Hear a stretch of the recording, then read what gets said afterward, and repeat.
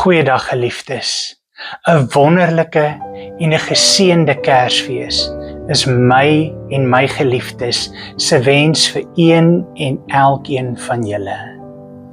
Ja, ek weet hierdie was nie noodwendig die maklikste van jare nie. So baie van ons het maar deur moeilike tye gegaan. Ek weet van so baie van julle wat nou hier kort voor Kersfees ook geliefdes aan die dood moes afstaan, of in hierdie jaar. En vir julle is die seer van hierdie eerste Kersfees maar nog groot.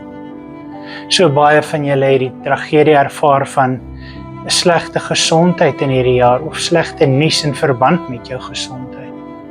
Maar steeds was die Here nog elke dag saam met jou, dra hy jou. Ander weer, finansiëel of werksgewys, was dit nie noodwendig 'n maklike jaar nie.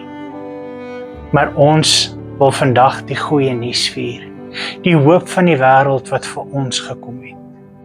So lief het God vir jou en my gehad, God ons Vader, dat hy sy seun uit groot liefde na ons toe gestuur het, as die grootste Kersgeskenk ooit. Daarom sal ons in hierdie Christusfeestyd sy koms bly vier. Sal ons daaroor juig en jubel, want die hoop van die wêreld het gekom, in liefde na jou en my toe, om jou te verseker dat hy, Immanuel, God met ons is, en met jou sal wees. Daarom is my gebed vir ons elkeen en vir julle, mag God jou vandag en in hierdie Kerstyd toevou in sy liefde. Mag jy inderdaad ervaar hoe hy jou dra, jou versterk en vertroos. Mag jy sy vrede in jou hart ervaar. Mag jy bewus wees daarvan dat hy jou nooit alleen sal los nie. Die Here Jesus het jou baie lief.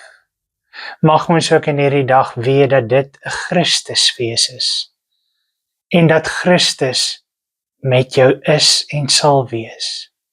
Daarom is my en my geliefdes se gebed en wense vir jou. Mag jy inderdaad 'n wonderlike en 'n geseënde Christusfees geniet. Amen.